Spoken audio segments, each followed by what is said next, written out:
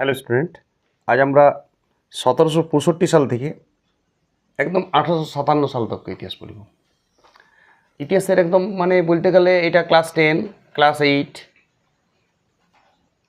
চাকরি পরীক্ষার ইতিহাস সংক্রান্ত 70% কোয়েশ্চেন কভার হবে। 70% চাকরি পরীক্ষা ইতিহাস সংক্রান্ত, 30% তারপরে থাকে আরও। ক্লাসটা সবাই দেখো, বিশেষ করে যারা চাকরি পরীক্ষা দিচ্ছ তারা। ক্লাসটা খুব ইম্পর্টেন্ট ক্লাস, সাজানো ক্লাস। এটা কন্ট্রোল যে করবো কোনোদিন ভাবিও নেই, হঠাৎ হয়ে গেল কন্ট্রোল, সব কিছু কন্ট্রোল হয়ে গেছে। ক্লাসটা হতে পারে 30 মিনিট, 35 মিনিট, 40 মিনিট, 45 মিনিট পর্যন্ত যেতে পারে। ধৈর্য সহকারে ক্লাসটা দেখবে। তথ্য থাকবে, সাদা বোর্ডে ক্লাস উইথ ম্যাপ। আমরা ভারতের ইতিহাস পড়ব কত সাল থেকে কত সাল? প্রায় 1765 সাল থেকে, প্রায় 1765 সাল থেকে 1857 অবধি প্রায়। ক্লাসটাতে কী পাবো?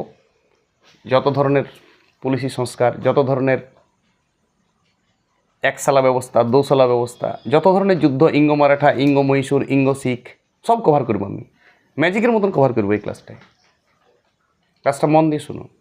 যত গভর্নর জেনারেল, যত বাংলার গভর্নর, যত বাংলার গভর্নর জেনারেল, যত ভারতের গভর্নর জেনারেল, সব তুমি এই ক্লাসটায় পাবে। কনসেপশন যেগুলো দরকার মোটামুটি 10-12 জনের নাম। তো ভারত, পাকিস্তান সহ আজকে তুমি ভারতের রাজ্যগুলো নিশ্চয়ই চিনো। এই ক্লাসটা তাদের জন্যও ওটা যারা এখন ভারতের রাজ্যগুলোকে চিনো মডার্ন ভূগোলের হিসেবে। কোনটা অন্ধ্রপ্রদেশ, কোনটা তামিলনাড়ু, কোনটা কর্ণাটক, এগুলো তো 28টা রাজ্য তো চিনো সবাই। পাকিস্তান এটা দেশ এখন, কিন্তু সেই সময় এটা ঐতিহাসিক ম্যাপ। মুঘল সম্রাট 1765 সাল, দ্বিতীয় শাহ আলম। এতটা দেশ, ওর সাম্রাজ্য এতটা। ছোটোখাটো স্থানীয় কিছু উপজাতি ছিল এদিকে, বাকি এইটা বাংলাটা পুরা। মধ্যপ্রদেশ সব দিয়ে একদিকে, উত্তরপ্রদেশ, মধ্যপ্রদেশ, বিহার এদিকটা। এইখানটা একটা আলাদা শক্তি ছিল। পাকিস্তানের সিন্ধু প্রদেশ বলা হয়তো কিছুটা পার্ট। আজকে যেটা গুজরাট, আজকে যেটা মহারাষ্ট্র, গোয়া, এইটা ছিল মারাঠা শক্তি। এইটাকে দখল করতে পারে নাই কোনো মুঘল সম্রাট, ঔরঙ্গজেবও পারে নাই।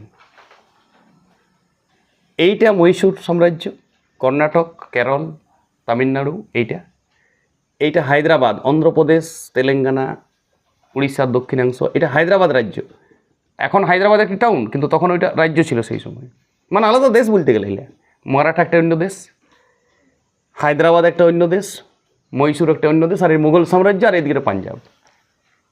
এক মুঘল সাম্রাজ্য বেশিরভাগটাই, মারাঠা পাঁচটা বলতে গেলে পাঁচটা, মুঘল সাম্রাজ্য আর এদিকে পাঞ্জাব। পাঁচটা স্বশাসিত স্বাধীন রাজা ছিল, একদম স্বাধীন রাজার রাজ্য ছিল, দেশ বলবো না। ব্যবসা বাণিজ্য কে কোথায় করছে? ইস্ট ইন্ডিয়া কোম্পানি, নাম তো শোনাই হোগা। বাংলাতে ব্যবসা করছে, হেড অফিস আলীনগর, কলকাতার নাম রাখা হয়েছিল। সিরাজউদ্দৌলা রেখেছিল, পরে চেঞ্জ করা হয়েছে। এইখানে ফোর্ট উইলিয়াম দুর্গ বানাইছিল।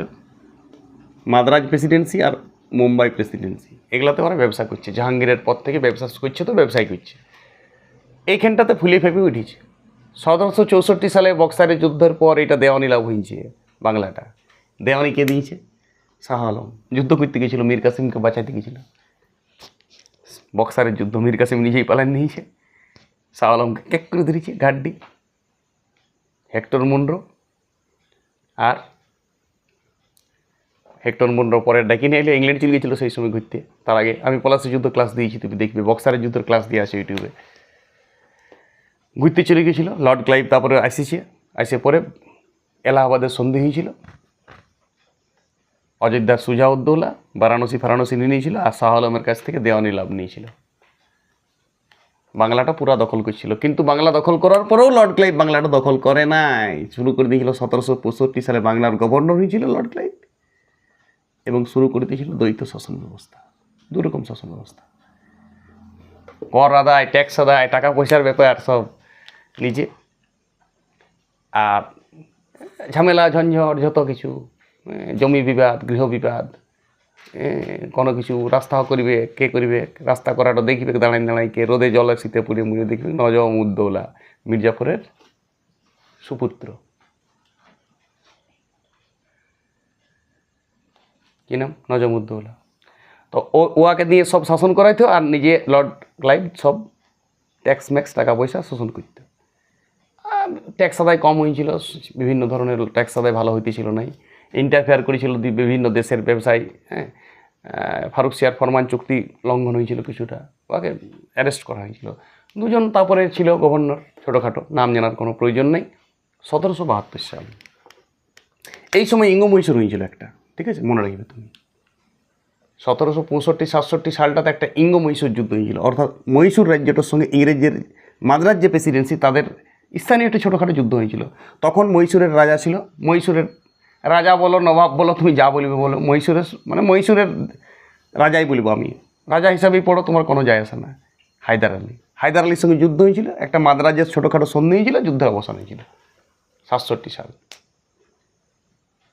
এখানে টমাস মুনরো বলে একটা লোক ছিল তখন মাদ্রাজ প্রেসিডেন্সিতে, অবশ্যই ইস্ট ইন্ডিয়া কোম্পানির যেটা কলকাতা প্রেসিডেন্সি তারই আন্ডারটেকিং, কেয়ারটেকার ছিল, ওই হরিদাস যেজন ছিল তারাই কন্ট্রোল করে নিয়েছিল এটা।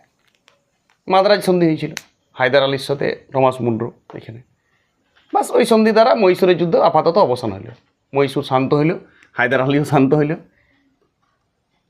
এটা আলাদা দেশ, ইয়ারা ইস্ট ইন্ডিয়া কোম্পানি এখানে ব্যবসা করছিল যেমন তেমনি, কোনো সাম্রাজ্য বিস্তার করে নাই, কোনো ডানা ছাট মানে কোনো কিছু করতে লেগেছে এখানে, দেওয়ানি ফেওয়ানি কিছু, দেওয়ানি তো বাংলার শুধুমাত্র ইস্ট ইন্ডিয়া কোম্পানি পেয়েছে, বাংলা, বিহার, উড়িষ্যা আর কিছুটা উত্তরপ্রদেশের এলাহাবাদটা পেয়ে গিয়েছিল, তার বেশি ওদের ক্ষমতা ছিল না ট্যাক্স ফ্যাক্স আদায় করার, কথা বুঝছো?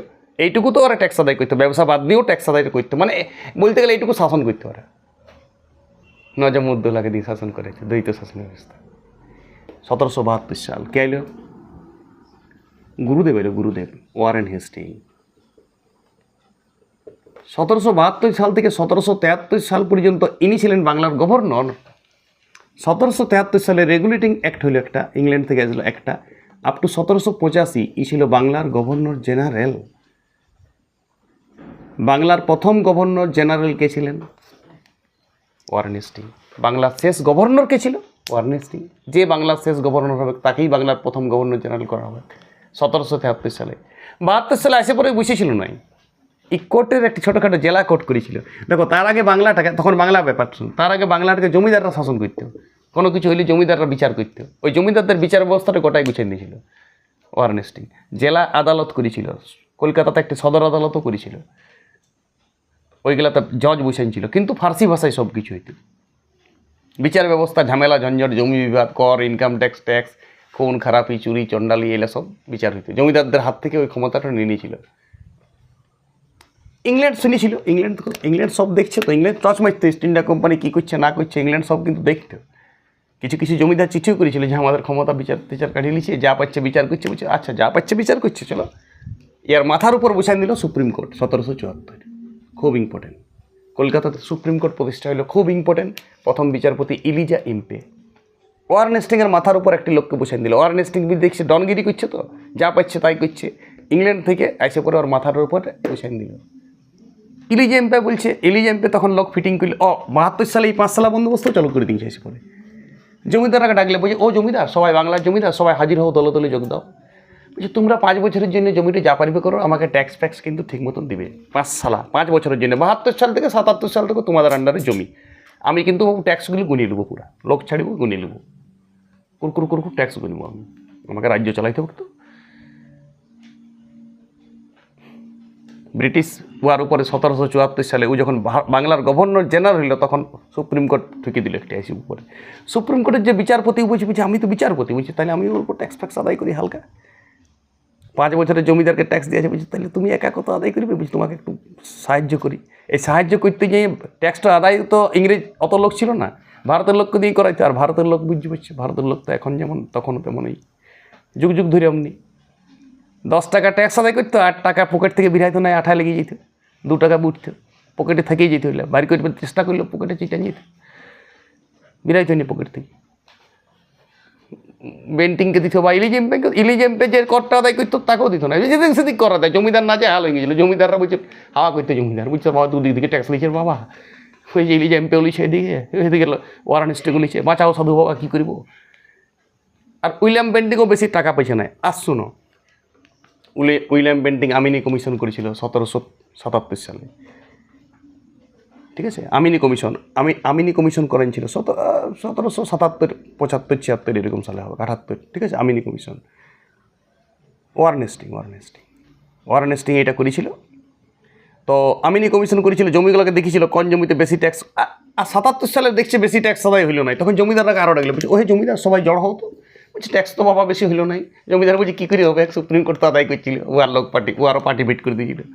বলছে সুপ্রিম কোর্টের সঙ্গে বলছে তোমার ইলিজ এমপিকে দেখতে বলে, বুঝেছি ইলিজ এমপিকে বলছে বিচারের ব্যবস্থা দেওয়া আছে, বলছে ট্যাক্স ফ্যাক্স তাও আদায় করছো। ওয়াকে নিশ্চয় ইংল্যান্ড থেকে ওয়াকে উপরে বলেছিল যে ট্যাক্সটা একটু দেখিবে, বলেই করেছিল, নাহলে আমনি করতে নেই। যাই হোক, লস হইতেছিল পুরা। এদিকে ইঙ্গো মারাঠা যুদ্ধ লেগেছিল।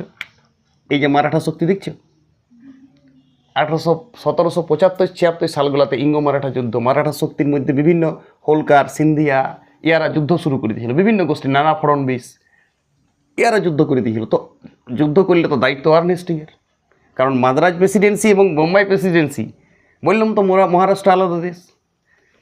আরে শাহ আলম দেয়ানি দিয়েছে, তো শাহ আলমের সঙ্গে মহারাষ্ট্রের কী সঙ্গ? মহারাষ্ট্র তো শাহ আলমের আন্ডারে ছিল না, মহারাষ্ট্র নিজস্ব শাসন। তো মহারাষ্ট্রের লোকরা এই মুম্বাই প্রেসিডেন্সির সঙ্গে যুদ্ধ করতো। মানে যুদ্ধ মানে বিবাদ, যুদ্ধ মানে সবসময় মহাভারতের যুদ্ধ টিভিতে যেগুলো দেখায় সেটা ভাববে না, ছোটোখাটো যুদ্ধ, পাথর ফিকাটো যুদ্ধ, চেঁচাচেঁচিটো যুদ্ধ, এরকম টাইপের যুদ্ধ। যুদ্ধ মানেই মারপিট, দাঙ্গা হাঙ্গামা, মহাভারতের মতন একটা তীর যেছে 5টা তীর ওদিকে এসছে, এরকম যুদ্ধের কনসেপশন। কিন্তু যুদ্ধ বললেই ছাত্রছাত্রীরা এরকম, মানে আমিও আনতাম ছোটোর সময়, ওই কনসেপশনটা ভুল। এরকম সামাজিক ঝগড়া, মনোমালিন্য, এটাই যুদ্ধ। ইঙ্গো মারাঠা যুদ্ধ হইতেছিল, মারপিট হইতেছিল, সৈন্যও মরছিল, ইয়াদেরও সৈন্য মরছিল, কিন্তু মানে এমনি জাস্ট।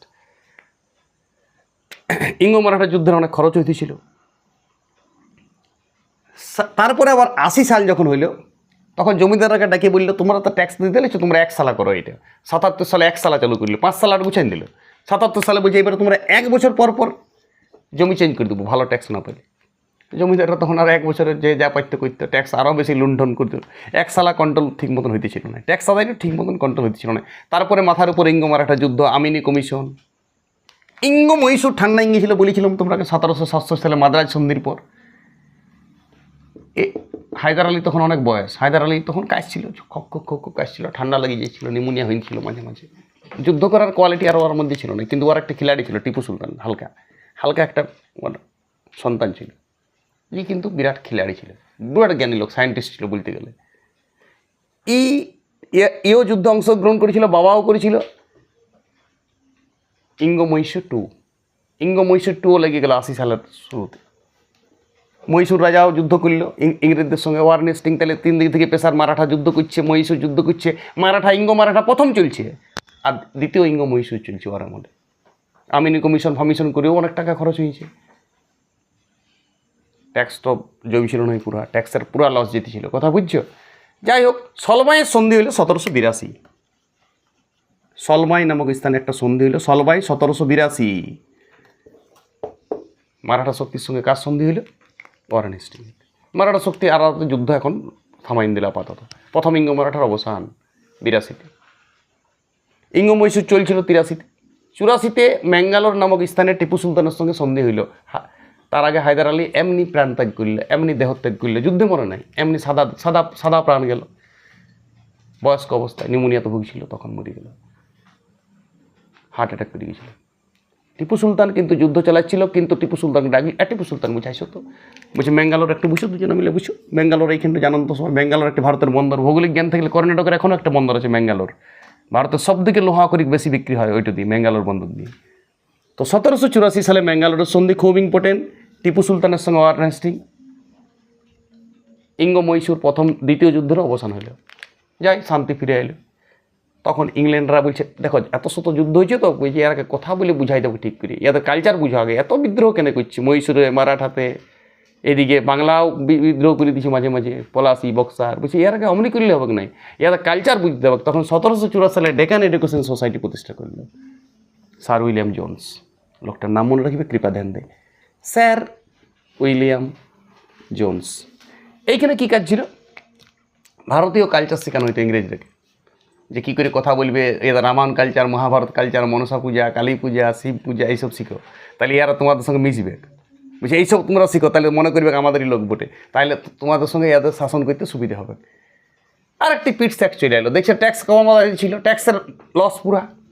আরে দুটা যুদ্ধ, প্রথম ইঙ্গ মারাঠা, দ্বিতীয় ইঙ্গ মহীশূর, তারপরে 1 সালা 5 সালা তো লুণ্ঠন, সুপ্রিম কোর্টও ট্যাক্স আদায়, ইও ট্যাক্স আদায়, ট্যাক্স তো ভালো আদায় হয় নাই।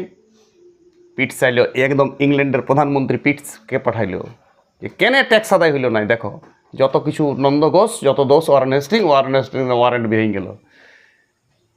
পিটস অ্যাক্ট 1784। ক্ষমতা বাড়ানো হইলে বাংলার গভর্নর জেনারেলের পুরাপুরি দায়িত্ব দিয়ে দিল, বাংলার গভর্নর জেনারেলকে বোর্ড অফ ডিরেক্টর দিয়ে পরে এই দুটা প্রেসিডেন্সির হেড করে দেওয়া হলো একদম। আর কেয়ারটেকার না, এর আগে কেয়ারটেকার ছিল এখানে, এবার এর ক্ষমতা দিয়ে দিল যে এই দুটার তুমি মালিক। 1784 সালে, 1785 সালে ওয়ারেন হেস্টিংকে তুলে দিলে। ওয়ারেন হেস্টিং আসো, তুমি লস করছো, চলো ঘর ছিল, তোমাকে একটু ছোটো ঘর করে দেবো, উপরে লোহা দিয়ে থাকবে, হ্যাঁ, মাঝে মাঝে খাবার দেবো, জেলে পুরে দেবো 5 বছরের জেলে, ঠিক আছে। ওয়ারেন হেস্টিংকে নিয়ে গেলো, যাইসে থে বাপস, চলো জেলে ঢুকো, এখানটা পুজো ঢুকিয়ে যাও, তুমি বুঝে থাকো, তোমার মাঝে মাঝে তোমার খাবার দিতেছি, মানে জেলে পুরে দিল।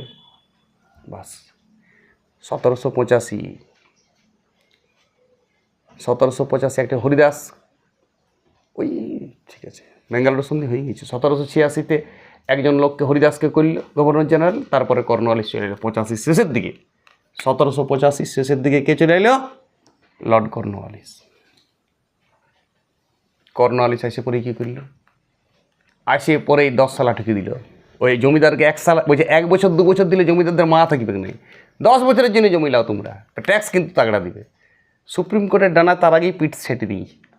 সুপ্রিম কোর্টকে বলছে তুমি এই দিকে ট্যাক্স ম্যাক্স দিকে তোমাকে কোনো কিছু করতে হবে না, তুমি শুধু খুন খারাপি, যুদ্ধ বিগ্রহ, ফাঁসি কার হবে, 6 মাস জেল কার হবে, ওই দিকটা দেখো। মানে যা করো তুমি জাজিং কাজ করো, জাজমেন্ট করো, যেমন সুপ্রিম কোর্ট করে। কলকাতাতে তো সুপ্রিম কোর্ট হয়েছিল 74 সালে। 84 সালে সুপ্রিম কোর্টের ক্ষমতা কমাই নিয়েছিল, ট্যাক্স ব্যাপারে বুঝে তুমি হস্তক্ষেপ করবে না। বাস কর্নওয়ালিস গুরুদেব লোক ছিল, কর্নওয়ালিস কোর্ট লাগাই দিল, 47টা আইন জারি করে দিল, পুলিশি দারোগা প্রত্যেকটা ডিস্ট্রিক্টে থানা করে দিল। ওই জেলা ট্যাক্স আদায় কম করতো তারাকে দৈত্য কচকাচ পুলিশ দিয়ে, পুলিশই সংস্কার করলো এসে করি, পুলিশি ব্যবস্থা দারোগা প্রত্যেকটা জেলাতে দারোগা করে দিল। 10 সালা করে দিল। জমিদাররাকে বলছে তোর 10 বছর, জমিদার তখন ভাবছি তাই আমরাই তো জমির মালিক, ভালো করে ট্যাক্স আদায় করবো, তবে আরও অনেক দিন আমাদের জমি আমরাও ট্যাক্স আদায় করবো, ভালো ট্যাক্স আদায় হইতে লাগলো। ট্যাক্সের সমস্যাটা মিটে গেল, যেটা ওয়ারেন হেস্টিং পাচ্ছিল না। রাজস্ব ব্যবস্থা ভালো আসছিল। তখন কর্নওয়ালিস বিভিন্ন কোড করে আবার ডিস্ট্রিক্ট, জেলা জাজ, আরও সদর জাজ, বিভিন্ন ধরনের কোর্টটাকেও সাজাইল। 10 সালা বন্দোবস্ত, ভালো মুনাফা। সেইটা 93 সালে কর্নওয়ালিস ডাকলো, বুঝে আসো সবাই, 93 সাল হয়ে গেছে, বলছে তোমাদের মোটামুটি 5 বছর তো হয়ে গেছে, বুঝছে জমিদারা বলছে ট্যাক্স তো ভালো আদায় হয়েছে, বলছে কিন্তু 10 বছর পর তো ছাড়াই দেবো আমরাকে। বলছে না তোমরা কাজ ছাড়াবো না, চিরকাল ছাড়াবো না, চিরকাল চিরদিন তোমরা এই জমির মালিক, আমি কিছুই লই। চিরস্থায়ী বন্দোবস্ত খুব ইম্পর্টেন্ট, চিরস্থায়ী, চিরকাল ব্যাপী স্থায়ী। বুঝছি জমিদার মালিকানা থাকবে, তোমরা ট্যাক্স দিতে থাকবে, তোমরা চিরস্থায়ী বন্দোবস্ত। 1793 সাল লর্ড কর্নওয়ালিস চালু করল। শোনো, এদিকে টিপু সুলতানকে ম্যাঙ্গালোরে অল্প করা ছিল, হালকা অল্প ওষুধ দেওয়া ছিল।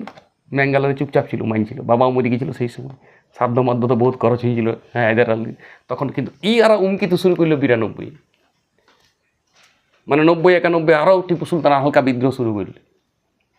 তখন এখানে রাজধানী ছিল ব্যাঙ্গালোর, আজকে তো যেটা ব্যাঙ্গালোর ভাবছো, তখন একটু নাম ছিল শ্রীরঙ্গপত্তম। তখন কর্নওয়ালিস ওয়াকে ডাকল। এবার কর্নওয়ালিস তো আন্ডারটেকিং পিটস অ্যাক্ট দ্বারা, তাহলে কর্নওয়ালিস ওয়াকে ডাকছে। এইটা শ্রীরঙ্গপত্তম, এইটা মহীশূর, ইঙ্গ Mysore 3rd, 90-91 Cornwallis versus Tipu Sultan. কৃপা ধ্যান দে, ইঙ্গ মহীশূর 3য়। ইঙ্গ মহীশূর 4টা যুদ্ধ হবে। দেখো আমি তোমাকে ইঙ্গ মহীশূর অনেকবার বলেছি, মহীশূরে 4টা অক্ষর, তো 4বার যুদ্ধ হবে। মারাঠা 3টা অক্ষর, তো 3বার যুদ্ধ হবে। ইঙ্গ শিখ 2টা অক্ষর, ইংরেজরা দেখো না, মারাঠা 3 অক্ষরের বটে, মারাঠা, তার মানে মারাঠা 3বার যুদ্ধ হবে। মহীশূর 4বার যুদ্ধ। 1767 রেঞ্জ বললো না, প্রপার বলবে, রেঞ্জ বললে মনে থাকে না। 1767, 1782, 1792, 1799 রেঞ্জ বললে মনে থাকবে না। 4টা ইঙ্গ মহীশূর। 3rd ইঙ্গ মহীশূর কার আমল হয়েছিল? কর্নওয়ালিস হয়েছিল এই যুদ্ধটা। কর পাইলে কী হবে? ইঙ্গ ট্যাক্স তো গাদা, টাকা পয়সার কোনো হবে মানে। টিপু সুলতানকে আরও ডাকলি, টিপু সুলতানকে হারাইল, বুঝি টিপু সুলতান বুঝি। আর এই যুদ্ধগুলো লাগাইতে এখানে খচখচা লোক ছিল একটা, হায়দ্রাবাদের নিজাম আর মারাঠাগুলাও। তখন যখন মহীশূরের সঙ্গে যুদ্ধ, তখন মারাঠা ইংরেজিকে হেল্প করতো, আর হায়দ্রাবাদের নিজাম যেদিন সেদিকে হেল্প করতো। হায়দ্রাবাদের নিজাম বলে রাজা ছিল সবসময়, অনেকদিন তো করতে গিয়েছিল, ও ইংরেজদের সবসময় হেল্প করতো। বাস টিপু সুলতানকে ডাকলো, শ্রীরঙ্গপত্তমের সন্ধি হইল 1792 সাল, খুব ইম্পর্টেন্ট। শ্রীরঙ্গপত্তমের সন্ধি, নিচে লেখা আসছে দেখো, শ্রীরঙ্গপত্তমের সন্ধি কোন যুদ্ধের অবসান করল? তৃতীয় ইঙ্গ মহীশূর। বাস 1793 সালে কর্নওয়ালিসকে ডেকে নিল ইংল্যান্ড, জেলে পড়ে নেই, আগে বাহবা দিল, ফুলের মালা দিল, তুমি বিরাট করে দিয়েছো, খেলোয়াড়ের উপরে খেলোয়াড়ি, ট্যাক্স পুরো ভরিয়ে গিয়েছে। কিন্তু একটা অন্য লোককে পাঠান যে বুঝে রেস্ট লাও, তুমি বুঝে আমরা রেস্ট লাগে হা করো, বুঝে জনসর বুঝে এদিকে বুঝে উঠ, বুঝে যা দেয়, বুঝে তুই তাকে দেখ, ইয়াদের কন্টিনিউ কর, কিন্তু বুঝে যেমন কাজ চলছে তেমনি কর। তখন চলে এলো স্যার জন সোর। জন সোর আর বলার মতন কিছু কাজ করে নাই, 5 বছর রাজত্ব করলে, সকালে উঠতে ঘুম থেকে যেমন তেমন রাইতে খাইতে ঘুমাইতো, মশারি টাইতে, বাস বাকি কাজগুলো করতো সব ঠিকঠাক। 1793 থেকে 98 কে স্যার জন সোর, মানে চিরস্থায়ী বন্দোবস্তটা কন্টিনিউ করছিল, ট্যাক্স আদায় কন্টিনিউ করছিল, পুলিশের সংস্কার কন্টিনিউ করছিল, যেমন করছিল তেমন করছিল, ভালো করছিল, এও ভালো কাজ, কোনো অপরাধ নেই, বাস। কিন্তু 5 বছর পর্যন্ত পিঠ সেক্টে বলা ছিল 5 বছর বেশি রাখো না, নাহলে শিকড় বিড়াই গেলে এরা অন্যদিকে দেখিবে, শিকড় বাড়ি আর দিও না, তার আগে আঁকড়াই দাও, বাস। এইখানে একটা নতুন পার্টি ফিট করলো, লর্ড ওয়েলেসলি, লাল কালিতে লিখবে এইটা। 1798 সালে ঢুকাই দিল মার্কেটে লর্ড ওয়েলেসলি। টিপু সুলতান বুঝে, তাহলে আরেকবার দেখা যাক। টিপু সুলতানের তখন সালসুলি লাগছিল আরেকটু, কথা বুঝতে এসছো? গরিলা বাহিনীতে যুদ্ধ শুরু করলে, কামানের ব্যবহার জানতো। টিপু সুলতান পুরা ফ্রান্সের থেকে যুদ্ধ শিখে এসেছিল, আফগানিস্তান দিয়েও ফ্রান্স চলে গিয়েছিল, নেপোলিয়নের সঙ্গে, ফ্রান্সের নেপোলিয়নের নাম শুনেছ? ওর সঙ্গে দোস্তি ছিল। টিপু সুলতান আরেকবার বলছে, মনে হচ্ছে ওয়েলেসলি বুঝছে লাইটবে করতে, বুঝে এই সময় দেখি না ঘর, উমিকে দেখি না, উমিকে দেখলে গিলছে, ওয়েলেসলি আছে ঘাড়ার গার্ড দিয়ে ধরেছে, চোটাই দিয়েছে ডাইরেক্ট, মানে এমনি বলছি জাস্ট, মানে যুদ্ধে নিহত হয়েছে, বীর বিক্রমের মতন যুদ্ধ করেছে। আমি মানে মনে রাখার জন্য মজা আনছি শুধু, কারো আমি গরিমা নষ্ট করছি না টিপু সুলতানের, যাতে ছাত্রছাত্রীরা মনে রাখতে পারে একটা ঘটনা তৈরি করছে, এটাই আমার কাজ। সেই জন্য আমি হয়তো অবমাননা করি না টিপু সুলতানের। বীর বিক্রমে যুদ্ধ করেছে টিপু সুলতান, 1799 সালে প্রাণ ত্যাগ করেছে, হলো শান্তি হলো। টিপু সুলতান 1799 সালে মৃত্যু। লর্ড ওয়েলেসলি দখল করলে মহীশূর জয়, মহীশূর শেষ। তোমাকে আগেই বলেছিল 5টা রাজ্য, পাঞ্জাব, মহারাষ্ট্র, মহীশূর, মারাঠাকে তো দেওয়ানি দিয়েছে, শাহ আলমকে তো ঘুম পাড়েন দিয়েছে, ঘুমের বুড়ি দিয়ে রেখে দিয়েছে 1765-তে। শাহ আলম পুরো শুধুমাত্র চমকি উঠে মাঝে মাঝে ঘুমাবার সময়, বক্সারের যুদ্ধের স্বপ্ন দেখে, ঠিক আছে, হঠাৎ দেখবে রাইতে পা নিয়ে ছটফটাইছে শাহ আলম। শাহ আলম এখনও চলছে, মুঘল সম্রাট, সময় রেখে দিয়েছে, ঘুমের বুড়িতে নিয়েছে বলছি তো, ও কোনো দিকে হাত দেয় না এইদিকে, শুধুমাত্র ও মহীশূর পাই গেল এবারে 1799 সালে। ওয়েলেসলি গ্রাস করলো, ওয়েলেসলি বলছে মহীশূর নিলে হবে নাই বাবা, বলছে নীতি চালু করব, বলছে এত যুদ্ধে বহুত খরচ, বলছে এইসব রাজার জন্য আবার যুদ্ধ কি, বলছে হোমিওপ্যাথি দাও, ইয়ার অ্যালোপ্যাথি দেওয়ার দরকার নেই, হোমিওপ্যাথি একটা বড়ি আবিষ্কার করলেই। অধীনতামূলক মিত্রতা, অধীনতামূলক মিত্রতা, ধ্যান দেবে কথাটা, অদ্ভুত একটি কথা বলছে বাংলা। মিত্রতা মানে ফ্রেন্ডশিপ। সে তোমার যদি অধীনে থাকে, বুঝো, নাড়া মাথা তারপর মাঝসিতে, ঠিক আছে। মিত্রতা মানে বুঝছো, মিত্রতাতে কোনো অধীনতা থাকে, তো এই অধীনতামূলক মিত্রতা, ঠিক আছে। তো এইবারে চালু করলো ওয়েলেসলি। আবার ঝাঁপাইছিল নিজাম, হায়দ্রাবাদের নিজাম, বুঝে আমি আমি আমি আমি বুঝি গ্রহণ করিব, ও দেখেন ও ভাষা তো বুঝে নাই, ও যে অধীনতামূলক মিত্রতা বুঝে খাবার দাবার ওটা কোনো জানি, ঠিক আছে। বাস হায়দ্রাবাদের নিজাম গ্রহণ করলো, এইটি প্রথম 1799 সালে প্রথম গ্রহণ করেছে, 98 সালে যেই চালু হয়েছে অধীনতামূলক মিত্রতা নীতি, 8 পরে সপিয়েছে প্রথম ফার্স্ট, এটা প্রশ্ন পড়ে পরীক্ষায়, যে অধীনতামূলক মিত্রতা নীতি প্রথম কে গ্রহণ করেছিল? হায়দ্রাবাদের নিজাম, মনে রাখবে। মানে হায়দ্রাবাদ রাজ্যটা পাইছিল অধীনতামূলক মিত্রতা নীতির, আমি সেপারেট ক্লাস দেবো, আলাদা ডিটেলসে ক্লাস দেবো, এখন শুধু এইটা মনে রাখো, প্রথম হায়দ্রাবাদের নিজাম, তারপর কে গ্রহণ করেছে সব বলবো। মারাঠা শক্তি অ্যাকচুয়াল একটা শক্তি ছিল না, মারাঠা শক্তি অনেকগুলো গোষ্ঠী ছিল, হোলকার গোষ্ঠী, সিন্ধ গোষ্ঠী, বুঝতে পেরেছো, পেশোয়া গোষ্ঠী। তো মারাঠা শক্তিরও অনেক রাজা অধীনতামূলক মিত্রতা গ্রহণ করেছে। তার মানে মারাঠা শক্তিও 100 ভাগ মারাঠার মধ্যে 80 ভাগ মারাঠা ইয়াদের অধীনে চলে এসেছিল, 20 ভাগ মারাঠা তখনও বেঁচে ছিল।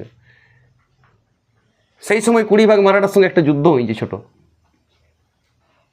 বাজিরাওর সঙ্গে, দ্বিতীয় বাজিরাওর সঙ্গে ওয়েলেসলি। তাহলে ওয়েলেসলি কটা যুদ্ধের সমাপন হলো? 2টা যুদ্ধ। দেখো, ইঙ্গ মহীশূর লাস্ট আর ইঙ্গ মারাঠা সেকেন্ড। 1800 সালে শুরু হইলো, 1802 বেসিন বলে একটা স্থানে ডাকলে বাজারে, বলছি বাজিরাও আছে, বুঝো একটু মুছে দে, বাজিরাও বসুক, একটা ধুলা ছিল, বাজিরাওকে মুছা কেটে বলছি, শোনো বাজিরাও, বলছি তোমার সঙ্গে সন্ধি হয়েছে, বলছে আর তুমি লটর পটর করতে যাও না, তোমাদের বাকি জেঠা কাকারা সবাই নিয়ে নিয়েছে অধীনতামূলক মিত্রতা, তুমি শুধু যুদ্ধ চাই উমকিয়েছো তুমি, বলছি কী চাই বলো, এত টাকার বিনিময়ে। বলছি ঠিক আছে আমিও যুদ্ধ করবো না, তুমি বলছো তুমি সুখে শান্তি থাকো, তোমার রাজ্য তুমি দিবে নাই তো ছাড়ো। জেঠা কাকারা অধীনতামূলক মিত্রতা গ্রহণ করেছে, বলছে তুমি গ্রহণ করছো না, কী বলিও বলো, বলছে আর তোমার সঙ্গে আমার সঙ্গে সন্ধি হোক বেসিনের, বেসিন বলে একটা এখানে জায়গা ছিল, বেসিন, এখনও গুজরাটের জায়গা আছে ওই ভারতের ওই খাঞ্জিটো, সেইখানে 1802 সালে বেসিনের সন্ধি। তাহলে বেসিনের সন্ধি কোন যুদ্ধের অবসান হল? ইঙ্গ মারাঠা সেকেন্ড। মারাঠা 3 বার হবে, 2 বার হইলেও প্রথম ইঙ্গ মারাঠা ওয়ারনেস্টিকের সময় হয়েছিল। কর্নওয়ালিস কোনো মারাঠা পায় নাই, জ্ঞানসর তো কিছুই পায় নাই, জ্ঞানসর সাদা। কথা বুঝে এসছো? ইঙ্গ মহীশূর শেষ হয়ে গেছে, মহীশূর রাজ্যটাই শেষ হয়ে গেছে। মহীশূর রাজ্য কি অধীনতম মিত্র, আর মহীশূর রাজ্য ইংল্যান্ডের হয়ে গেছে এখন, ইস্ট ইন্ডিয়া কোম্পানির রাজ্য ওটা। ইঙ্গ মারাঠার অল্প ছিল তখন 10%। 1813 সাল একটু জাম মারি, ইংল্যান্ড থেকে একটা সনদ আইন নিলে, বলছে এতটা রাজ্য হয়ে গেল, মহীশূর মারাঠা সব পাই গেছি আমরা, মোগল সাম্রাজ্যটা তো আছেই। বলছে এবারে তো এই ট্যাক্স আদায় করার জন্যে, শাসন করার জন্যে, পুলিশ করার জন্যে লোক দরকার, ভালো লোক দরকার, জ্ঞানীগুণী। তাহলে পড়াশোনা করাইতে হবে, এর আগে তো সংস্কৃত পড়াই আর পুলিশ দিয়ে যাবে না, রামায়ণ মহাভারত পড়াতে যাবে না, পাশ্চাত্য শিক্ষা তো হবে না। 1813 সালে শিক্ষা খাতে একটা 1 লক্ষ টাকা ব্যয় করলো, আর অনেক কিছু করেছে, সনদ আইন চালু করেছে 1813। সনদ আইনের আমি ডিটেলস ক্লাস দেবো। তখন গভর্নর হচ্ছে লর্ড হেস্টিং, মনে রাখবে, লর্ড হেস্টিং। 1813 থেকে 23, এই 10 বছর ছিল, এই অনেক দিন ছিল, 13 থেকে 23। ইয়ার আমলে গুরুত্বপূর্ণ কাজ বলতে গেলে সনদ আইনটা চালু হইলো, 1 লক্ষ টাকা শিক্ষা খাতে ব্যয় হইলো, কিন্তু খরচটা কীভাবে হবে কত বলা নাই, ওইটা নিয়ে টেনশন ছিল। ওইটা টেনশন লেও নাই, ও ভারতীয় লোককে বলেছিল যে তোমরা এখন আলোচনা করো এটা কী হবে, রামমোহন টামমোহন আছো, ডেভিড হেয়ার, তোমরা দেখো, আমি পরে ভাববো, তোমরা বলো কীভাবে শিক্ষার টাকাটা খরচ করবো, স্কুল কীভাবে করবো, হাই স্কুল কী করে করবো, কীভাবে ভাষায় পড়ানো হবে, বই কী থাকবে, তোমরা ঠিক করো আগে, তারপরে শিক্ষা খাতে টাকাটা আমি রেখে দিচ্ছি, প্যাকেট করে রেখে দিয়ে গেল, ছোটো প্লাস্টিকে প্যাকেট করে রেখে দিয়েছিল, এক সাইডে সরাই নিয়ে ওর বউকে বলছে অ্যারেঞ্জ এসে ঢুকাই দেওয়া, এখন বুঝে যখন ওরা ঠিক করবে কীভাবে তখন বাই করবে, তুমি এখন রেখে দাও। এটু করেছিল লর্ড হেস্টিং। আর ইঙ্গ মারাঠা বললে মানে 10% ছিল ঠিকই, ওরা তো হুমকি ছিল আরেকবার, মাঝে মাঝে হুমকে। বেসিনের সন্ধি বহুত দিন হয়েছে, 1802, আরও চুলকানি শুরু হয়েছে ওদের। মারাঠা শক্তি আবার যুদ্ধ শুরু করল, কখন? 1816। তাহলে মারাঠা শক্তির সঙ্গে কে লড়িবে, কে বেরে আছে, কে পার্টি, পার্টিতে মনে রাখো তুমি, হেস্টিং 23 সাল তো কথা কি বলেছি। তাহলে হেস্টিংয়ের সঙ্গে দ্বিতীয় বাজিরায়ের সঙ্গে যুদ্ধ হইলেও মারাঠা শক্তির চূড়ান্ত পতন, খতম মারাঠা শক্তি, মারাঠা শক্তিটা গ্রাস হয়ে গেল, সাম্রাজ্য বড় হয়েছে, মারাঠা গেল, মহীশূর গেল, নিজাম তো আগেই অধীনতামূলক মিত্রতা, ঠিক আছে, আরও বিরাট কিলাড়ি, ঠিক আছে, প্রথম নিয়েছি বই ভারতে হয়ে গেল। এখন তাহলে কণ্ঠ হয় না বাবা, পাঞ্জাব। 23 সালে রামমোহন অনেকদিন ক্যালকুলেশন করলো, রামমোহন বলছে তোমার বোন 1 লাখ টাকাটা ছিল না, বুঝলো খরচ করো, বাই করো হালকা, কাকে বলছে? হেস্টিংকে। হেস্টিং বলছে আমি থাকি মনে হয় আমাস্টকে বলো তুমি, আমি থাকি মনে হয় আমার চিঠি চলে এসেছি, আমি চলে যাবো, টাকা দিয়ে দেবো আমাস্টকে, দাও বউকে বলছে দাও আমাস্টকে দিন, আমার চলে আসছি, আমার চাইলে বুঝে আমার বলছে তুমি এবার দেখি ভাই আমি ঘর যাবো, বহুত দিন থাকলাম, বলছে টাকা 1 লাখ টাকা, বলছে খরচ হয় না, বলছে কেউ বলাই না কী করে স্কুল কলেজ করবো, দ্বন্দ্ব চলছে, কী করে করব, ইংরাজি ভাষায় পড়াবো, রামায়ণ মহাভারত পড়াবো, না তুমি ভৌত বিজ্ঞানের বয়লের সূত্র, চার্লসের সূত্র শিখবে, ন অঙ্ক শিখবে, হেডডেল ফ্যাক্টর শিখবে, সুদ কষার অঙ্ক করিবে, বলছি কোনলা করিবে, একদল বলছে রামায়ণ মহাভারতই পড়িব, একদল বলছে সুদ কষার অঙ্ক করিব, বিজ্ঞান পড়িব, কেমিস্ট্রি পড়িব, হাইড্রোজেন হিলিয়াম শিখিব। আর হাইড্রোজেন হিলিয়ামের বই তার বাংলায় নাই, আর ফার্সিতেও নাই, সব ইংলিশে, তো ইংলিশ তো শিখতে হবে, তখনকার যুগে ছাপাখানা অত ছিল নাই। তার আগে শ্রীরামপুর ব্যাপটিস্ট রামকৃষ্ণ মিশন হয়েছিল 18 সালে, ওইটা আমি বলতে ভুলে গেছি, ওয়েলেসলি করেছিল শ্রীরামপুর ব্যাপটিস্ট রামকৃষ্ণ মিশন 18 সালে, ওইখানে কিছু মিশনারিরা চর্চা করত, কিছু ধর্ম করেছিল।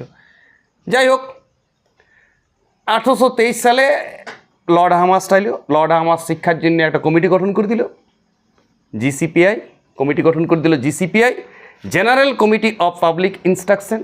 সেই কমিটিতে 10 জন লোককে নিয়োগ করল, সেই কমিটির কিছু লোককে বললো তোমরা চেঁচাইতে থাকো, তোমরা মিটিং করো ডেলি, সকাল সন্ধ্যা চেঁচাচেঁচি করো, পাশ্চাত্য হবে কেন, পাশ্চাত্য হবে, ইয়ারা মিটিং মিছিল করতে বলছে 1 লাখ টাকা তোমাকে কচ করে ব্যয় করে দেবো, আর বউ দিয়ে গেছে আমাকে, হেস্টিংয়ের বউ, কে বলছে?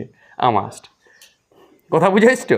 তোমরা মিটিং করো, আগে রেডি করো জিনিসটা, কীভাবে কী পড়াশোনাটা হবে, বুঝে খোঁজ করে টাকা একাও খরচ করো না, বুঝে নাক চাবি ফাঁক চাবি কিছু কিনে নেই, দেখো টাকা গোনা আছে সেই 1,13 সালের 1 লাখ এখনও খরচ হয়নি, কী বলবে বলো, 23 সাল হয়ে গেল। যাই হোক, সেই সময় একটা কলকাতায় সংস্কৃত কলেজ দিল, ঝুপ করে খোলে, তার মাঝেই সংস্কৃত কলেজ মানে বুঝছো তো, অঙ্গরিং পূজা মন্ত্র, পাশ্চাত্য শিক্ষালয়, ওইখানে ওইলার থেকে পুলিশ তাও পুলিশ নিয়োগ হইতেছিল, তখন সাম্রাজ্য তো চালাচ্ছিল পুরা, গভর্নর জেনারেল চালাচ্ছিল, বাংলার গভর্নর জেনারেল। এমনি করতে করতে একটা লোক চলে এলে 28 সালে, 1828 আমাকে বলছে উঠো, বলছি উঠো, আমি বলছি যাও তুমি চলে যাও, যাও তুমি ঘর চলে যাও। বেন্টিং বসে গেল, উইলিয়াম বেন্টিং, গুরুদেব লোক। বসেই তখন সতীদাহ হইতো, সতীদাহকে উঠাইন দিল, রামমোহন অনুরোধ করেছিল, উঠাইন দিল। ঠগি প্রথা দমন করল, ডাকাত ফাঁকাইতে উপদ্রব ছিল, ওইলা দমন করল, কঠোর আইন করল, ইংরেজি ভাষা চালু করে দিল। ইংরেজি ভাষার ওই ওই জিসিপিআই কমিটি কিন্তু চলছিল, ওকে মাঝে মাঝে রিপোর্ট দিচ্ছিল পেন্টিংকে। আমার তো নাই, আমার তো ঘর চলে গেছে, 1 লাখ টাকাটাও অনেকটা বাই করে দিয়েছে, অর্ধেকটা বুঝে এবারে খরচ হবে কি।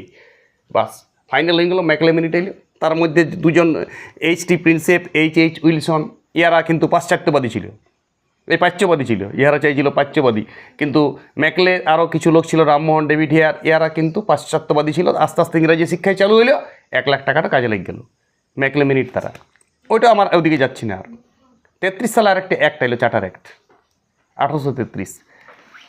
উইলিয়াম বেন্টিংকে এত কাজ করলো, এত সংস্কার করেছে উইলিয়াম বেন্টিং, ওকে বললো তাহলে তুমি এইটা আর বাংলা শব্দটা উড়াইন দাও ব্রেন থেকে, তুমি হয়ে গেলে ভারতের গভর্নর জেনারেল, আর বাংলা ফাংলা নাই, তুমি আজ থেকে ভারতের গভর্নর জেনারেল। দেখো বাংলার গভর্নর জেনারেল প্রথম কে হয়েছিল? Warren Hastings 1773। সব কিছু বাংলার গভর্নর জেনারেল চলছিল এখন তো, আমাস ফামাস সব। প্রথম ভারতের গভর্নর জেনারেল কত সালে হইলে? 1833, উইলিয়াম বেন্টিং। তাহলে লাস্ট বাংলার গভর্নর জেনারেল কে ছিল? উইলিয়াম বেন্টিং নিজেই, 33 সালের আগেটাতে। আর 33 সালে 1833 সালে হয়ে গেল ভারতের গভর্নর জেনারেল।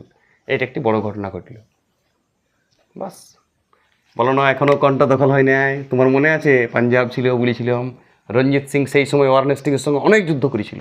এখানে বীর রাজা ছিল রঞ্জিত সিং, বিরাট খালসা বাহিনী তৈরি করেছিল, ঢুকতে দিত না ইংরেজ সৈন্যকে। এখানে ইংরেজ সৈন্যকে বহুতবার খেলা দিয়েছে, মারিয়ে পিঠে ডাইং করে দিয়েছে। কিন্তু রঞ্জিত সিং 1839 সালে মৃত্যু, ধ্যান দেবে। পাঞ্জাবের বীর যোদ্ধা রঞ্জিত সিং মরে গেল। তারপরে ওইখানে কে রাজা হবে, ওর অনেক ছেলে ছিল, কিন্তু কে রাজা হবে খাওয়া কামড়া করতে করতে ওই রাজাগুলো আর ভালো ছিল না, সেই মুঘল সম্রাটের ঔরঙ্গজেবের পরের রাজার মতন। পাঞ্জাবের এইসব যারা শিখ ছিল তাদের সঙ্গে 45 সালে একটা যুদ্ধ হলো, ইঙ্গো শিখ। ইঙ্গো শিখ কটা যুদ্ধ হবে? 2টা, 1845 সালে। তখন এখানে ছিল হার্ডিঞ্জ, লর্ড হার্ডিঞ্জ, ভারতের গভর্নর জেনারেল, নট বাংলার। হয়ে গেছে 33 সালে। লর্ড হার্ডিঞ্জ কে ছিল? ভারতের গভর্নর। ওর সঙ্গে ইঙ্গো শিখ যুদ্ধ হলো। সেই সময় লাল সিং, বিভিন্ন ধরনের পাঞ্জাবি কিছু মানে সমিতির লোক যুদ্ধ করেছিল, কারণ ও আর উত্তরসূরি ছিল না রঞ্জিত সিংয়ের, ছোটো ছিল যারা ছিল খুব। ব্যাস ওই যুদ্ধে এরা হারিয়েছিল। সেইখানে একটা লাহোরের চুক্তি হলো, লাহোর বলে স্থান ছিল পাঞ্জাবের, ওইখানে চুক্তি হলো। ওইখানে ইয়ারাকে প্রায় 1 কোটি টাকার বিনিময়ে এবং কাশ্মীরটার বিনিময়ে, এবং এইখানে বিপাশা এবং শতদ্রু নদীর মাঝে জলন্ধর বলে একটা দোয়াব ছিল, সেইটাও দিয়ে দিল। শর্ত হইলো আমি তোমাকে স্পেশাল ক্লাস দেবো পরে লাহোর সন্ধির, এখানে আমি গোটাটা পড়াচ্ছি বলে পুরো স্পিডের ক্লাস চলছে, এবং টোটাল কনসেপশন কিন্তু ছুটছি আমি। যাই হোক, লাহোরের চুক্তি হলো 1846 সালে। লাহোরের চুক্তির পরে হার্ডিঞ্জ ঘর চলে গেল, ভারতের গভর্নর জেনারেল। এইখানে নতুন ঢুকে গেল। আমার মতে ভারতে যতজন এখনও পর্যন্ত শাসক আছে স্বাধীন ভারত আপটু বলছি আমি, লর্ড ডালহৌসির আগে কেউ ছিল না আমার মতে, আমার ধারণাতে। তর্ক বিতর্ক থাকতে পারে, আমার ধারণায় ভারতের সর্বশ্রেষ্ঠ শাসক স্বাধীনতার আগে এবং আপটু স্বাধীনতার পরে লর্ড ডালহৌসি, এখনও পর্যন্ত আপডেট 2026 সালে আমার কাছে আছে। কি করে নাই? শিল্প, কলকারখানা, রেল লাইন থেকে শুরু করে, শিক্ষা থেকে শুরু করে গোটা ভারতটাকে, ভারতের নিজস্ব কোনো মায়ের সন্তানও প্রধানমন্ত্রী হওয়ার পর এত কিছু করে নাই যে কাজটা করে দিয়েছিল কে? Lord William Bentinck, sorry Lord Dalhousie. Lord Dalhousie যখন হইল তখন এখানে রাজা করা হলো দলীপ সিংকে 5 বছরের জন্য। রঞ্জিত সিংয়েরই ছোটো ছিল দলীপ সিং, 5 বছরের জন্য। কিন্তু লাল সিং সব দেখতো, লাল সিং এবং আরও কিছু আর বাহিনী ছিল, একটা বাহিনী ছিল শিখ বাহিনী, তারা সব দেখতো। ইয়াকে 5 বছরের জন্য, যেহেতু ব্লাডে ওর রাজা ছিল, রঞ্জিত সিংয়ের ছিল, দলীপ সিংকে রাজা করল। তখন একটা ইঙ্গো শিখ যুদ্ধ হইল। ওই দোয়াব পর্যন্ত যে জলন্ধর চুক্তি ছিল না, ইঙ্গো শিখ চুক্তি যেটা ছিল লাহোর চুক্তি, সেইটা মানা হচ্ছিল না ঠিকঠাক। তখন ডালহৌসি অ্যাটাক করল, আর রঞ্জিত সিংয়ের খালসা বাহিনী তাকে শেষ। এই যুদ্ধের পর শিখ বাহিনী চূড়ান্ত পতন হইল, পাঞ্জাবটা অধিকারে চলে এলো কাদের? তাহলে গোটা ভারতটা অধিকার আইলো। মহীশূর কী করে অধিকার আইলো বুঝলো? 4টা ইঙ্গ মহীশূর যুদ্ধ। মারাঠা কী করে আইলো? 3টা ইঙ্গ মারাঠা 16 সালে চলে এসছে, 1617-তে লর্ড হেস্টিংয়ের সময় বাংলার গভর্নর জেনারেল ছিল। এখন লর্ড ডালহৌসির সময় কমপ্লিট পাঞ্জাবটা দখল চলে এলো। দ্বিতীয় ইঙ্গ শিখ 48-49, কথা বুঝছো? দ্বিতীয় ইঙ্গ শিখ তাহলে কাদের মধ্যে হয়েছিল? লর্ড ডালহৌসির সঙ্গে, নামে দলীপ সিং, কাজে অন্য লোক ছিল। 5 বছরের ছিল, আবার কি যুদ্ধ করবে, কথা বুঝছো? বাস ইয়াদের রাজ্যটা দখল হয়ে গেল পুরোটা। এইবার চলে আইলো শাহ আলমের দিকে, বুঝে শাহ আলম বুঝে উঠ না, শাহ আলম তখন নাই, তখন অন্য হয়ে গেছে দ্বিতীয় বাহাদুর শাহ, ফিরোজ শাহ, অনেক। শাহ আলম মরে গেছে 1803-5 সালে। মোগল সম্রাট কিন্তু একটা ছিলই। সেই সময় মধ্যপ্রদেশ উত্তরপ্রদেশে নানান ধরনের নবাব ছিল, যেটা মোগল সাম্রাজ্যের আন্ডারে ছিল। সেই এলাকায় সপ্তবিলোপ নথি চালু করল লর্ড ডালহৌসি। মানে সন্তান অবস্থায়, হীন অবস্থায় যদি কেউ মরে যায়, সেই রাজ্যটা ইংরেজ সরকারের আন্ডারে চলে যাবে পুরাপুরি। ভারত মানে ব্রিটিশ ইস্ট ইন্ডিয়া কোম্পানির, ভারতের ইস্ট ইন্ডিয়া কোম্পানি তখন তো ভারতের হয়ে গেছে, আন্ডারে চলে যাবে। এবং অমনি করে সাতারা, সম্বলপুর, উদয়পুর, অনেক রাজ্য, প্রায় 15-16টা রাজ্য দখল করেছে ওই নীতিটাতে। কিছু অধীনতামূলক মিত্রতাতে, কিছু সত্ত্ববিলোপে। সেইখানে কিছু ক্ষুণ্ণ হয়েছে, রাজারা ক্ষুণ্ণ হয়েছে সত্ত্ববিলোপ নীতির জোর করে দিয়ে দেওয়াতে। এবং সৈনিকগুলো, ভারতের অনেক সৈন্য নিয়োগ হয়েছিল, সিপাহী নিয়োগ হয়েছিল। সিপাহীগুলারকে ট্রেনিং দেওয়া হইত ভালো উচ্চত মানের। তো এরা প্রথমবার জীবনে ট্রেনিং পেয়েছে, এরা ভাবছে কোনো অত্যাচার করা হয়েছে। এমনি করে সিপাহী বিদ্রোহ তোমরা নাম শুনেছ, কারণ হয়েছিল এইটা। তারপরে লর্ড ডালহৌসি রেলপথ শিল্পায়ন করেছিল নানান ধরনের। সেই সময় কিছু সাঁওতাল বিদ্রোহ, মাতাল বিদ্রোহ দেখা গেছে। স্থানীয় কিছু উপজাতি বিদ্রোহ হয়েছে 1855-56 সালগুলোতে। কথা বুঝে এসছো? সেটা আমি আজকে যাচ্ছি না, ক্লাস 10-এ আমরা এটা ডিটেলসে পড়ব 1855 সালে। এরপর মনে রাখো, এইখানে ভারতের গভর্নর যে লর্ড ডালহৌসি চলে গেল, চলে এলো লর্ড ক্যানিং। লর্ড ক্যানিং ভারতের লাস্ট গভর্নর জেনারেল। তখন 1857 সাল সিপাহী বিদ্রোহ হয়ে গেল। সিপাহী বিদ্রোহ তাহলে কোন গভর্নর, কোন ভাইসরয়ের সময় হয়েছিল, কোন গভর্নর জেনারেলের সময় হয়েছিল? লর্ড ক্যানিং। সিপাহী বিদ্রোহ, সিপাহী বিদ্রোহতে সিপাহী বিদ্রোহ দমন করেছিল। তারপরে ইংল্যান্ড থেকে মহারানী ঘোষণাপত্র এলো, ক্যানিংকে বলছে, ক্যানিং বলছে কোম্পানিকে ঘর পাঠাও, তুমি থাকো। ইস্ট ইন্ডিয়া কোম্পানি ঘর চলে গেল পুরা কোম্পানি। লর্ড ক্যানিংকে করে দিলে হলেও ভারতের ভাইসরয়। কলকাতা কিন্তু তখনও হেড অফিস। কথা বুঝে এসছো? কলকাতা কিন্তু তখনও হেড অফিস। ভারতের ভাইসরয় পদ সৃষ্টি করে দিল 1858 সালে। প্রথম ভাইসরয় কে হইল? লাস্ট ভারতের গভর্নর জেনারেল যে ছিল, সেই লর্ড ক্যানিং। এরপর থেকে আমরা পরে ভাইসরয়ের ইতিহাস অলরেডি আমার দেওয়া আছে, দেখো ইতিহাসে সার্চ করো। 58 সাল থেকে 18 সালের ইতিহাস দিয়ে আছে ইউটিউবে, প্রত্যেকটা ভাইসরয়ের ক্ষমতা বলা আছে। তারপরে 1900 সাল থেকে তো 1947 স্বাধীনতা তক বলবো। তারপরে তো কংগ্রেস, বিজেপি যুক্ত, নরেন্দ্র মোদী তক চলে যাবো, পল সায়েন্সে চলে যাবো। এই গেল 1757 সাল থেকে 1858 পর্যন্ত চূড়ান্ত ইতিহাস একদম। 1765 সাল থেকে একদম দেওয়ানি লাভ থেকে আজকে আমি সিপাহী বিদ্রোহ তক গেলাম। পুরা ভাইসরয় পদ ইস্ট ইন্ডিয়া কোম্পানিকে ঘর পাঠিয়ে দিলাম। ইস্ট ইন্ডিয়া কোম্পানি কী করে ভারতের শাসনে ঢুকলো, কী করে বেরাইলো, ইস্ট ইন্ডিয়া কোম্পানির পুরা শাসনকালটা দিলাম। 1765 সাল, সেই ফারুক সিয়ার ফরমানের একটা আগে ক্লাস দিয়ে আছে, দেখো পলাশি যুদ্ধ মাঝে দিয়ে আছে, বক্সারের যুদ্ধ দিয়ে আছে, তুমি ধুন পাবে। এইবারে আমি ছোট ছোট করে এটা মালাটা গাইছিলাম। এরপর আমি ছোট ছোট করে ডিটেলসে তোমাকে কোনোদিন অধীনতামূলক মিত্রতা নীতি পড়াবো, কোনোদিন ওয়ারেন হেস্টিংয়ের ক্ষমতা পড়াবো, কোনোদিন চিরস্থায়ী বন্দোবস্ত পড়াবো, কোনোদিন উইলিয়াম জোনসের রেসিডেন্ট সোসাইটি পড়াবো, কোনোদিন ইংল্যান্ড মিশনারি পড়াবো, কোনোদিন সনদ আইন পড়াবো, কোনোদিন উইলিয়াম বেন্টিংয়ের সংস্কার পড়াবো, কোনোদিন জিসিপিআই পড়াবো, জুম করে করে। কোনোদিন ইঙ্গো শিখ পড়াবো, কোনোদিন ইঙ্গো মহীশূর পড়াবো। ইঙ্গো মারাঠা দিয়েছি ইউটিউবে, দেখো আলাদা করে ক্লাস দিয়ে আছে। লর্ড ওয়ারেন হেস্টিংয়ের শাসনকালটা দেবো, কোনোদিন 1 সালা 5 সালা, কী করে 10 সালা হলো, কী করে চিরস্থায়ী হলো, এখানেও আমি কভার করেছি। এই ক্লাসটা তো কভার করেছি। তুমি যদি বলো আর জ্ঞান দরকার নেই, দরকার নেই। কিন্তু যদি বলো আরও ছোটো ছোটো জুম দরকার, কত টাকা নিয়েছিল, ওইটা মিথ্যা কথা সব। 1 নম্বর 2 নম্বর দিয়ে খাই লিস্ট বানাবো। মূল ঘটনা এটাই, এটাই তোমার কনসেপশন, এইটাই ইতিহাসে তোমাকে মনে রাখতে হবে। এটা যদি মনে রাখতে পারিছো, তুমি ইতিহাস শিখে গেছো। ইতিহাসের আর তুমি স্টুডেন্ট থাকছো না, অ্যাজ এ টিচার হয়ে গেছো। ইতিহাসের টিচার বলা হোক তোমাকে।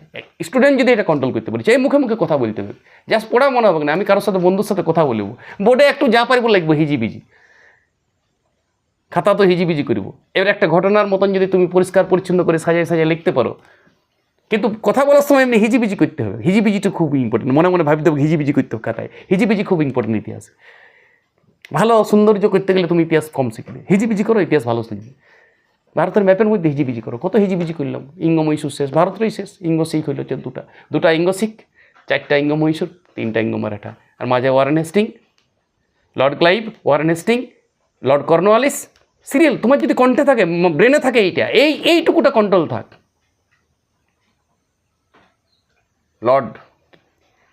লর্ড ক্যানিং পর্যন্ত তোমাকে প্রথমে মনে রাখতে হবে কে? প্রথমে কে? Lord Clive. 65 থেকে 67, 72 থেকে 85 ওয়ারেন হেস্টিং, 86 থেকে 93 লর্ড কর্নওয়ালিস, 93 থেকে 98 জনসন, 98 থেকে 98 থেকে 1805 ওয়েলেসলি, 1813 থেকে 1823 লর্ড হেস্টিং, 1823 থেকে 1828 আমহাস্ট, 1828 থেকে 1835 উইলিয়াম বেন্টিং। মাঝে হাওয়া চলুক কোনো জানার দরকার নেই, ওইটা একটু জানো হার্ডিঞ্জ। 43 থেকে 47, 48 থেকে 56 তক লর্ড ডালহৌসি, গুরুদেব কুলি নম্বর 1 লর্ড ডালহৌসি। লর্ড ডালহৌসি 1856 থেকে 1856 পর থেকে 1858 তক লর্ড কেনিং, ভারতের last governor general. Lord Canning viceroy হয়ে গেল 73-এর পর থেকে, আরও কিছুদিন ছিল। এবার ভাইসরয়ের ক্লাস আসবে, এইটা তোমার কন্টে থাকবে। এইটাই কেমিস্ট্রির প্রথম 20টা মূল হাইড্রোজেন হিলিয়াম, যা ইতিহাসের এইটা তা। ইতিহাস শিখতে গেলে এটা হাইড্রোজেন হিলিয়াম। আর তুমি যদি বলো কেমিস্ট্রি হাইড্রোজেন হিলিয়াম ছাড়া সম্ভব নয়, একদমই সম্ভব নয়। ইতিহাসে এটা ছাড়া সম্ভব নয়। এটা যদি কন্ট্রোল না করতে পারছো, ইতিহাসের ছোটো ছোটো ক্লাস করে কিচ্ছু হবে না, কনসেপশন আসবে না। কনসেপশন অন্য জিনিস। এইটা যদি তুমি এই গল্পটা বলতে পারবে কাউকে, এই গল্প এটা পড়া ভাববেই না তুমি। আজকে আমি 1765 সাল থেকে 1858 সাল পর্যন্ত ভারতের ইতিহাসের একটা গল্প বললাম তোমাকে। এই গল্পটা তোমরাও বলবে লোককে, পড়া ভাববে না। এটা গল্প, একটা পাস্ট, এটাই ইতিহাস। ইতিহাস একটা গল্প, যেদিন তোমার ব্রেনে কাজ করবে, ইতিহাস গল্প হিসাবে ইতিহাস শিখবে, সেই দিন তুমি ইতিহাস শিখবে। ইতিহাস যখন প্রশ্ন উত্তর শিখবে, ইতিহাসের প্রশ্ন উত্তর, এখনকার আমাদের কালচারটাই চলে এসেছে ইতিহাসের প্রশ্ন উত্তর, কমন আনকমন সাইসেন। ইতিহাস শিখে না কেউ, চাকরি পরীক্ষায় তো অর্ধেক ইতিহাস পড়বে। তখন তুমি চাকরি পাবে না, তখন একটু সান্ত্বনা নেবে মনে, ঘুষ হয়েছি। আরে ঘুষ হয় না, একজন 4-5টা করে চাকরি পায় ভালো যারা পড়াশোনা করে। ইতিহাস অঙ্ক দুটোই জানে, ভূগোল ইতিহাস অঙ্ক ভূগোল যারা দুটোই জানে, 3টাই, কেউ 5টা কেউ 6টা সরকারি চাকরি পায়। থোড়ি না ঘুষ হচ্ছে। ঘুষ তারাই আওয়াজ করে, একটা চাকরি পরীক্ষাতে 3 লাখ পরীক্ষা দেয়, 5,500 জন করলে এমন এমন চাকরি আছে, 500 জন চাকরিতে লোক নেওয়া হবে, তার জন্য পরীক্ষা দেয় 2 লাখ। তো 500 জন বাদে বাকিরা যারা পারে না তারা কি বলে? তারা বলে আমরা ঘুষ হয়েছি। তারা সান্ত্বনা লেগে ওইটা বলে, ওরাও জানে আমি কিছু পরীক্ষা দিই নিজে জানে, কিন্তু সমাজে বলে না। সমাজে তো নিজেকে ট্যালেন্ট দেখাইতে হয় না। এই হচ্ছে ঘটনা, প্রকৃত ঘটনা এইটা। ঘুষ হয় না, 100% ঘুষ হয় না। ব্রেনে এটা চাপাও তুমি, ট্যালেন্টরা চাকরি পায়। এটা যেদিন মানতে শিখবে সেদিনই তুমি পড়াশোনা শিখবে। আর এইটা যতদিন তক না মানবে তুমি, আর একদম সহজ, এই জিনিসটা কোনো কঠিন নয়। তুমি জানো না বলে কঠিন লাগছে, এটা একদম সহজ কন্ট্রোল করা। এইটুকু কন্ট্রোল করলেই তুমি চাকরি পাবে। অঙ্ক সবাই জানে আজকাল, অঙ্কতে আটকে না, ইতিহাসটাতে আটকে আসে সবাই। সমস্যা এইখানে। আর ইতিহাসেই থেকেই বেশি প্রশ্ন পড়ে কম্পিটিশন পরীক্ষায়। তুমি WBCS যাও, ইতিহাসেই তোমাকে মারি দেবে। অর্ধেক কোশ্চেন ইতিহাস থেকে দেবে, প্রিলিতেই, শুরু পরীক্ষাতে ম্যান যাইতেই পাবে না। প্রিলিতে তো ইতিহাসই থাকে সব। রেল পরীক্ষা তো, NTPCর পরীক্ষা দাও, অর্ধেক তো ইতিহাস থাকে, অর্ধেক ইতিহাস থাকে। ভালো থাকো সবাই। এই ক্লাসটার গল্প যেটা শুনলে, সেই গল্পটা তোমরাও তোমাদের মাকে বাবাকে রাস্তাঘাটে চায়ের দোকানে বলতে পারো, স্কুলের টিফিনের ফাঁকে তোমরা বলতে পারো একে অপরকে। এই গল্পটা যদি ছড়াইতে পেরেছো, তাহলে ইতিহাস শিখে যাবে সবাই শিখে যাবে। সবাই রেডি হয়ে যাবে পড়াশোনার জন্য, চাকরির জন্য সবাই রেডি। ভালো থাকো সবাই, ওকে।